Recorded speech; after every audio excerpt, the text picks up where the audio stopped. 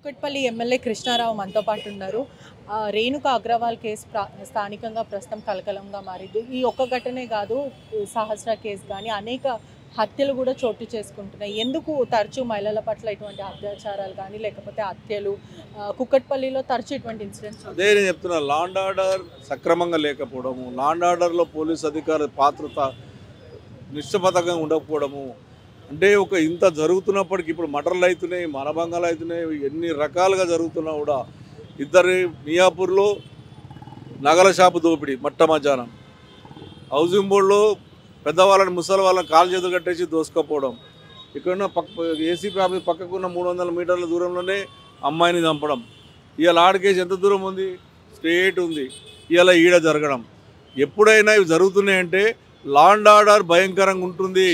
Law and order ఎక్కడున్న police వాళ్ళు తెలంగాణ రాష్ట్రం చాలా స్ట్రిక్ట్గా ఉంటుంది అన్నప్పుడే ఇంకొకటి ఇటువంటి సంఘటన చేయకుండా ఉండాలి.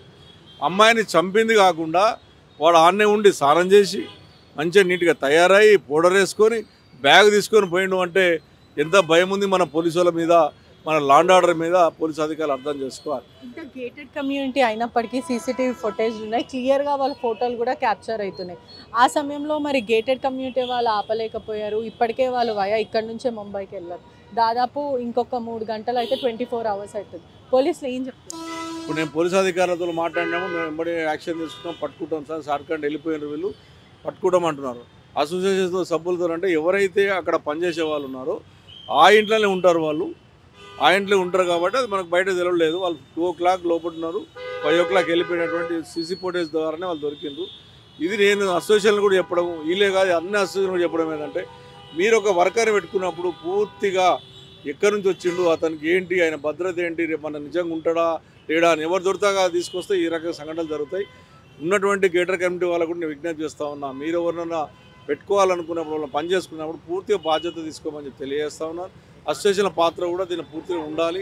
ఎందుకంటే ఎవరిని దొరుకుతారని పెట్టుకుంటే కూడా ఇటువంటి సంఘటనలు జరుగుతాయి, జరగకుండా చూసుకోమని చెప్తా ఉన్నాను. ఏదేమైనప్పటికీ కూడా ఇది గవర్నమెంట్ చేసినటువంటి లా అండ్ ఆర్డర్ ఫెయిల్డ్ అయ్యింది.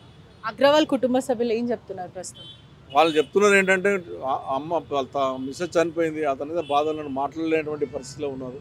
వాళ్ళని తొందర పట్టేయండి సార్, అధికారులు చెప్పండి, ఇటువంటి సంఘటన జరగకుండా చూడండి, మాకు జరిగినటువంటి అన్యాయం ఇంకొకరు జరగకుండా చూడండి అని చెప్పి వాళ్ళు చాలా బాధతోని, చాలా బాధపడుతున్నారు. ఇక్కడ మాట్లాడలేని స్థితిలో ఉన్నారు. గత కొన్ని రోజుల నుంచి కూడా కుక్కట్పల్లి అంతా కూడా ఆందోళనతో ఉంది. ఇది వరుస హత్యలు కూడా ప్రస్తుతము భయప్రాంతులకు గురి చేసేలాగున్నాయి. అందుకు చెప్తున్నా, గవర్నమెంట్ స్పందించాలి. ఇలా ముఖ్యమంత్రి దగ్గర లా అండ్ ఆర్డర్ ఉంది, ముఖ్యమంత్రిగా హోమ్ మినిస్టర్ ఉంది, ముఖ్యమంత్రి అన్నీ ఆయన దగ్గర పెట్టుకున్నాక ఎవరు లా అండ్ ఆర్డర్ చూడాలి?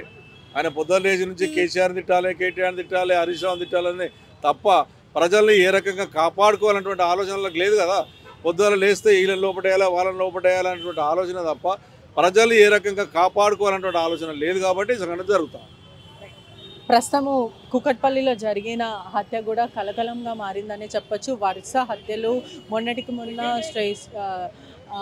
ఒకవైపు 10వ తరగతి చదువుతున్న బాలుడు మరి 10 సంవత్సరాల బాలికని హత్య చేయడము, అదే కాకుండా మరో కేసు మర్డర్కి సంబంధించిన కేసెస్ కూడా వరుసగా వస్తున్నాయి. ప్రస్తుతం కుక్కట్పల్లి ప్రజలకు కూడా ఆందోళనగా ఉంది. ఒకవైపు గేటెడ్ కమ్యూనిటీలో సెక్యూరిటీ లేకపోవడం కూడా నిర్లక్ష్యమే. ఇష్టానుసారంగా నార్త్ నుంచి కానీ బయట రాష్ట్రం నుంచి వచ్చే వాళ్ళని కూడా ఏది పడుతుంది అంటే తక్కువ డబ్బులకు వస్తారు కాబట్టి డబ్బులు తక్కువ ఉన్నా కూడా ఓకే, జీతాలు తక్కువ ఇస్తాన్నా కూడా వీళ్ళు పనిలో పెట్టుకుంటారు. దానివల్ల కూడా ఇబ్బందులు పాలవుతారు. ఖచ్చితంగా లా అండ్ ఆర్డర్ మాత్రం హైదరాబాద్లో మిస్ అయిందంటూ కూడా ఎమ్మెల్యే చెప్పుకుంటూ వస్తున్నారు. అసలైన తొలి వెలుగు.